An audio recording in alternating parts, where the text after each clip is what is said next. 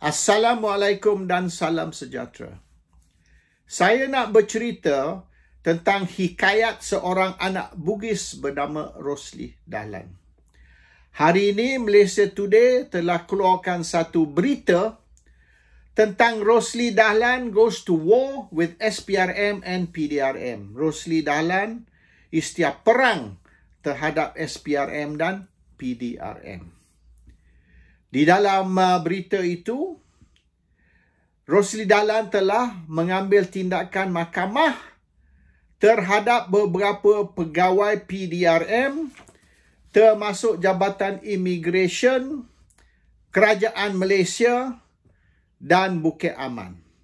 Ini melibatkan tindakan mereka terhadap Rosli. Sebab apa mereka bertindak terhadap Rosli? Cerita ni sudah dikeluarkan dulu. Kerajaan Malaysia ataupun Perdana Menteri Anwar Ibrahim telah menuduh Muhyiddin Yassin curi 600 bilion. Dikatakan duit rakyat semasa 6 bulan lockdown.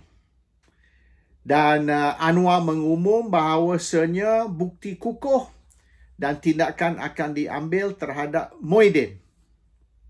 Akhirnya, Muhyiddin ditangkap dan dicharge kerana 300 juta. Bukan 600 bilion. Dan mahkamah telah tendang kes ni keluar oleh kerana tidak ada bukti. Mereka buat tuduhan saja tanpa bukti. Dan mahkamah berkata oleh kerana tidak ada kes, maka kes ni digugurkan. SPRM berkata walaupun bukti tidak ada, mungkin satu hari kelak semasa perbicaraan berjalan bukti itu boleh dijumpa. Tapi hakim tidak setuju dan Anwar malu. Sebab dia umum yang dia ada bukti. 600 bilion telah dicuri oleh Muhyiddin. Akhirnya hanya charge untuk hanya 300 juta itu pun hakim tak mau terima kes oleh kerana tidak ada bukti. Dan lawyer peguam yang bertindak untuk Muhyiddin ialah Rosli Dahlan. Oleh kerana Rosli Dahlan berjaya melepaskan Muhyiddin Yassin dan memalukan kerajaan Malaysia, terutama sekali Perdana Menteri Anwar Ibrahim, sekarang ni mereka sudah ambil tindakan terhadap Rosli. Cerita lengkap dia, the full details ada dalam berita Malaysia Today tadi. Boleh baca hari ni punya berita. Ringkas cerita, mereka beku bank account Rosli, mereka sekat pasport Rosli, jadi Rosli tidak boleh keluarkan duit dari bank untuk membayar dia punya keperluan harian ataupun pergi mana-mana dalam urusan kerja. Baik pergi Singapura sekalipun atau mana-mana negara dalam dunia, Rosli terperangkap di dalam Malaysia dan tak boleh cari makan.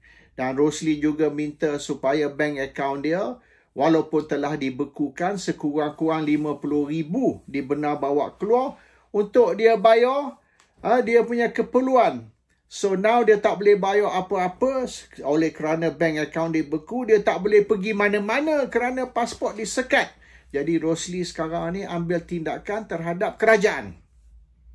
Dan kes ini akan terbongkar bahawasanya ia berkait dengan kes Muhyiddin yang mereka marah kerana tak boleh dapatkan Muhyiddin, tak boleh kenakan Muhyiddin, maka mereka nak kenakan lawyer Muhyiddin, iaitu Rosli.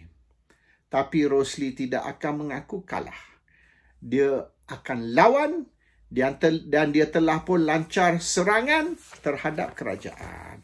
Rosli is going to fight the government, baik SPRM, PDRM, Jabatan Imigresen, dan siapa sekali yang bertindak zalim terhadap dia. Mereka yang balas dendam terhadap Rosli kerana mereka tidak boleh kenakan Muhyiddin Yassin. Inilah tindakan kerajaan terhadap mereka yang tidak bersama Anwar atau mereka yang menentang kerajaan termasuk Tun Dr. Mahathir Mohamad dan keluarga dia, Tun Daim Zainuddin, kawan-kawan Mahathir dan Daim, dan juga Muhyiddin, Ismail Sabri Yaakob, Hishamuddin Hussein, dan ramai lagi pemimpin-pemimpin pembangkang yang menentang kerajaan ataupun menentang Anwar Ibrahim.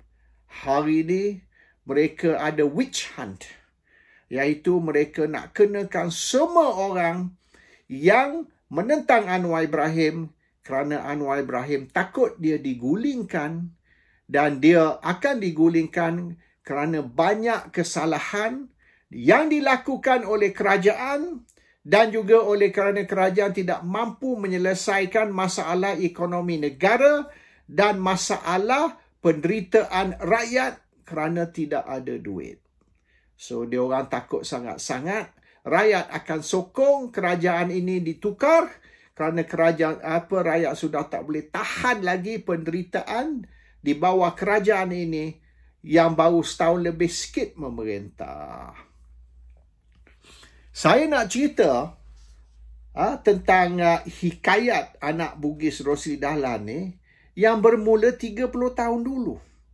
Ini bukan cerita baru yang sebenar. Ianya cerita lama. Dan Rosli telah pun istiaf perang terhadap kerajaan lama dulu. Jadi, kes ini ialah kes yang kedua. Ini kali kedua yang mereka nak kenakan Rosli oleh kerana kejayaan Rosli di dalam bidang undang-undang. Dan kali pertama, apabila mereka kenakan Rosli ambil tindakan terhadap kerajaan dan telah menang. Bukan saja mereka terpaksa bayar ganti rugi, mereka terpaksa mohon maaf secara resmi di dalam mahkamah. Ramai mungkin rakyat Malaysia belum lahir ataupun mungkin masih kecil 30 tahun dulu. Jadi peristiwa ni yang saya nak cerita ni berlaku tahun 92. Pada tahun 92, Ketua Pembangkang Lim Kit Siang telah bertanya dengan Menteri Kewangan semasa itu, Anwar Ibrahim, tentang Bank Negara Malaysia rugi 31.5 bilion. Itu bermula tahun 91 yang sebenar masa Anwar mula-mula jadi Menteri Kewangan. So, apabila Lim Kit Siang bertanya Anwar di dalam Parlimen tahun 92, Anwar menafinya. Dia kata itu fitnah pembangkang dan Bank Negara tidak hilang 1 sen pun. Tahun 93 didapati bahawasanya memang benar. Berita bahawasanya Bank Negara hilang rugi 31.5 bilion tu is real, dan Lim Kit Siang hentam Anwar dan suruh Anwar letak jawatan kerana membohong Parlimen. Tahun 94, Tun Dr. Mahathir Mohamad telah arah Tajuddin Ramli, iaitu kroni kepada Tun Daim Zainuddin, untuk beli MAS, Syarikat Penerbangan Malaysia. Beli dengan harga tinggi supaya boleh menunjukkan satu keuntungan besar, iaitu paper profit. Jadi keuntungan besar yang diperolehi dari penjualan MAS boleh cover kerugian Bank Negara. Kerugian Bank Negara tu real. 31.5 bilion tu real loss. Tapi keuntungan menjual MAS ni paper profit. Keuntungan atas kertas. Hanya untuk menunjukkan bahawasanya kerajaan Malaysia untung. Jadi keuntungan jual MAS on paper cover kerugian Bank Negara Malaysia, which is a real loss. Akhirnya MAS ni rugi. Dan MAS menghadapi bankrupt. MAS rugi 8 bilion. Padahal sebelum penjualan MAS kepada Tajuddin Ramli tu, MAS tu untung. It's a profitable airlines. Polis disuruh siasat. Apa telah berlaku? Jadi orang yang ditugaskan siasat ini ialah pengarah commercial crime, iaitu Ramli Yusof. Dan didapati bahawasanya banyak penyelewengan, salah guna kuasa, rasuah dan macam-macam lagi. Jadi lawyer yang ditugaskan untuk menyiasat semua ini ialah Rosli Dahlan.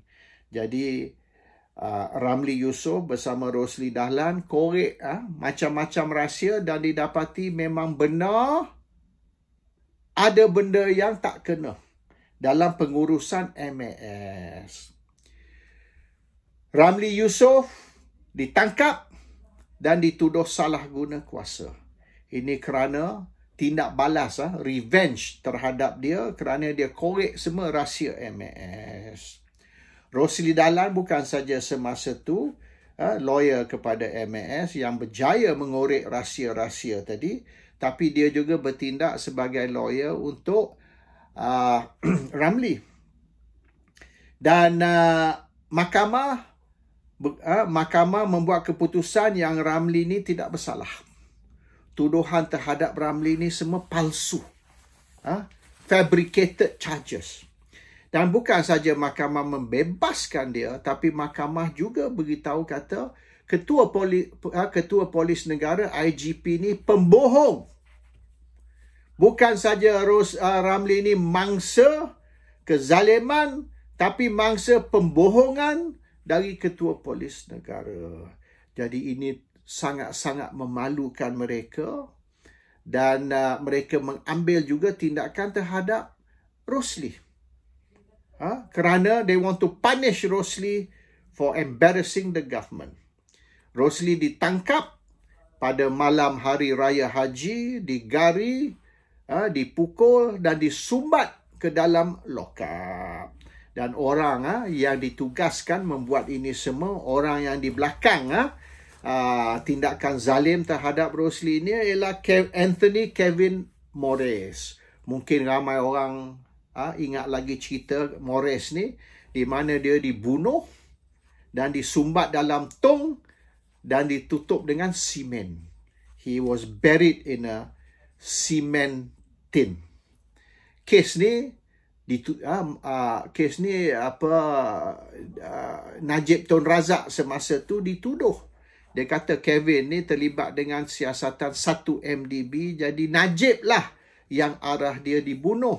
Itu fitnah lah terhadap Najib.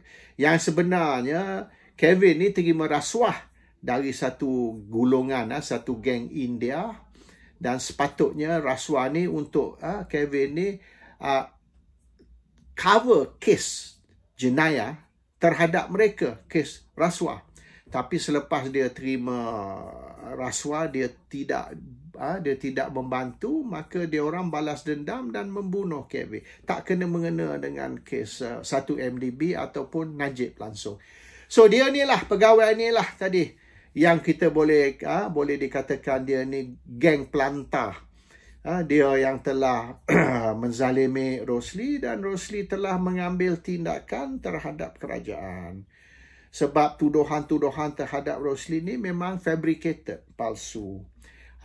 Rosli telah saman SPRM 48 juta. 48 million.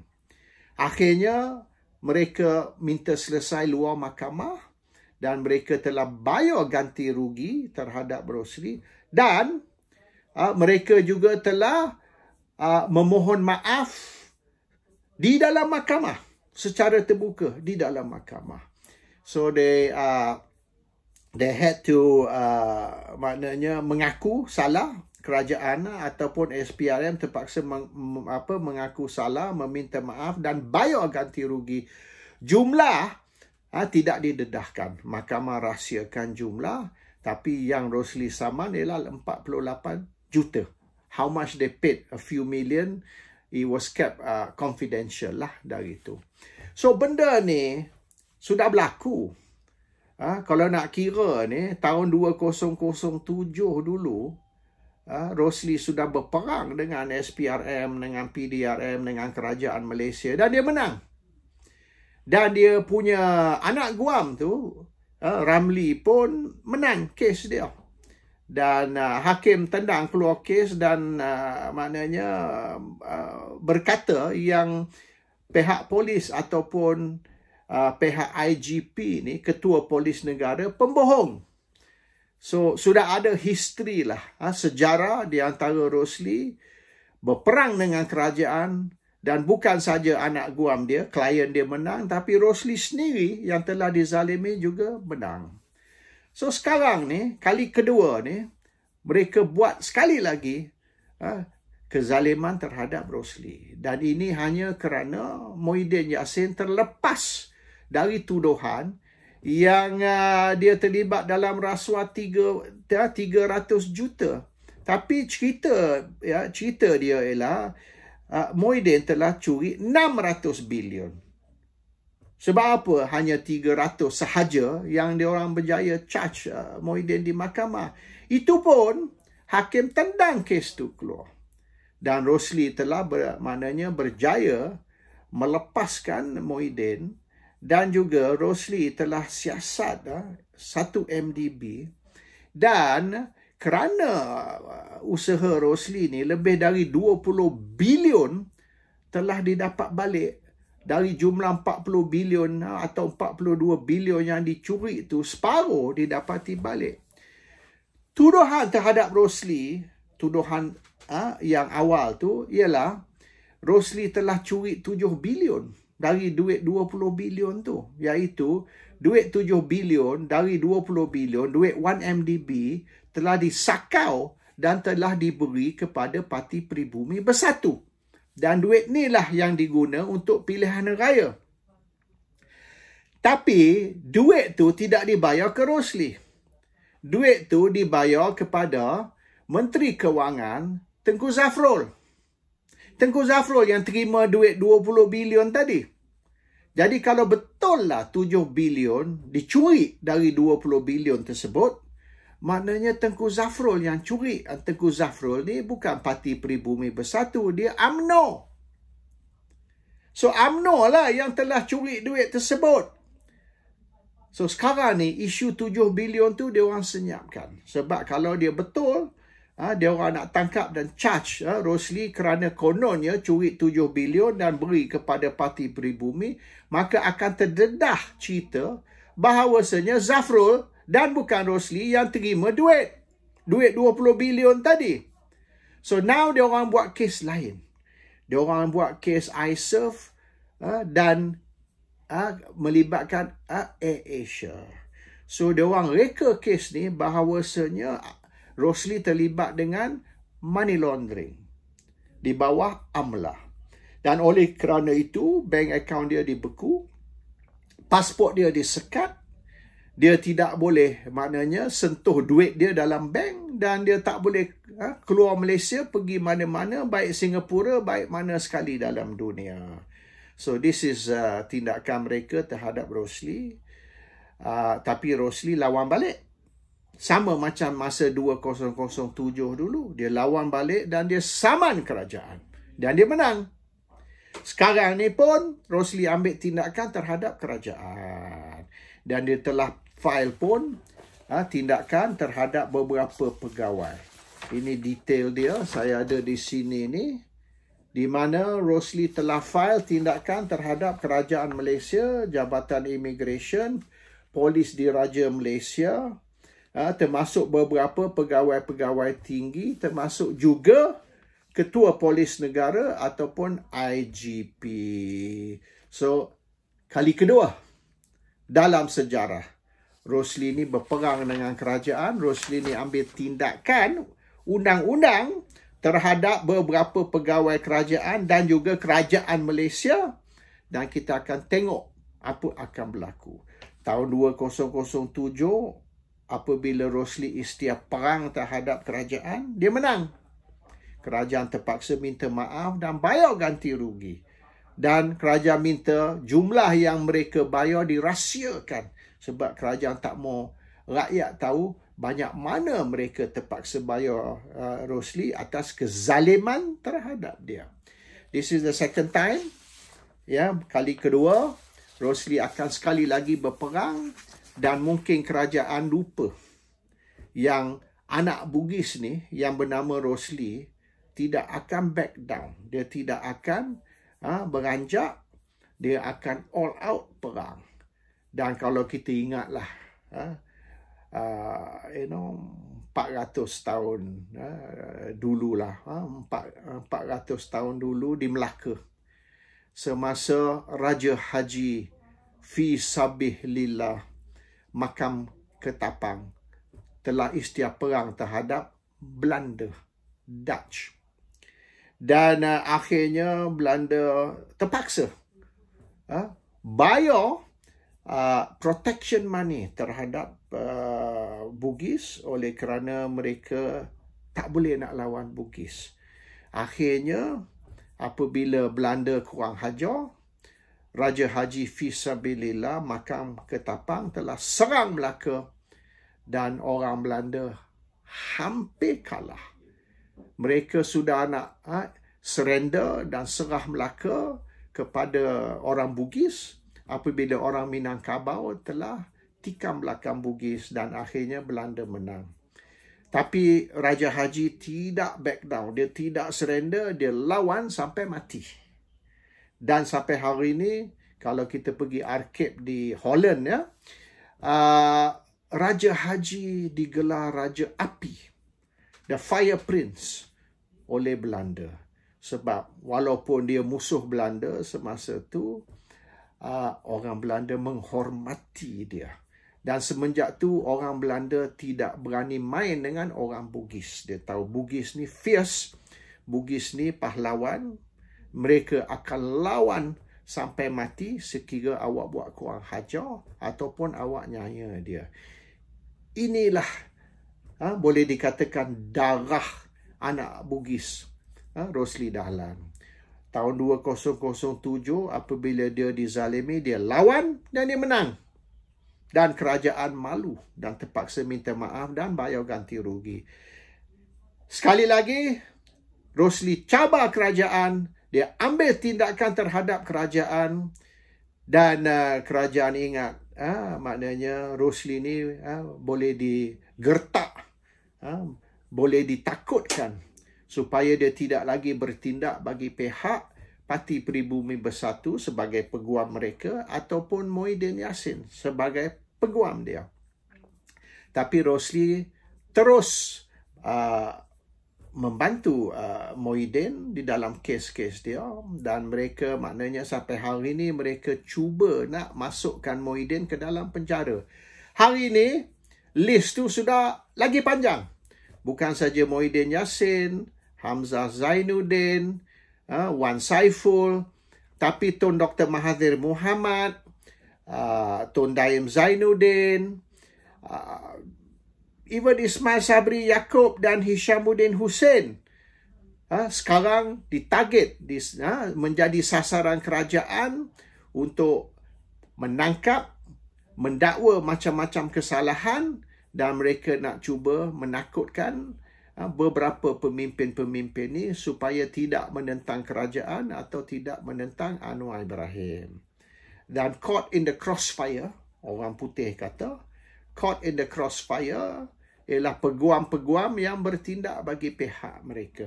Ini sama macam kes Najib dulu, di mana peguam dia Syafiq Abdullah telah ditarget oleh kerana dia menjadi peguam kepada Najib. So, hari ini Rosli Dahlan juga yang bertindak bagi pihak bukan saja Muhyiddin Yassin tetapi beberapa pemimpin-pemimpin pembangkang yang dizalimi oleh kerajaan. Mereka juga cuba nak menakutkan Rosli dan ambil tindakan terhadap dia supaya dia back off dan dia takut untuk menjadi peguam kepada mereka semua.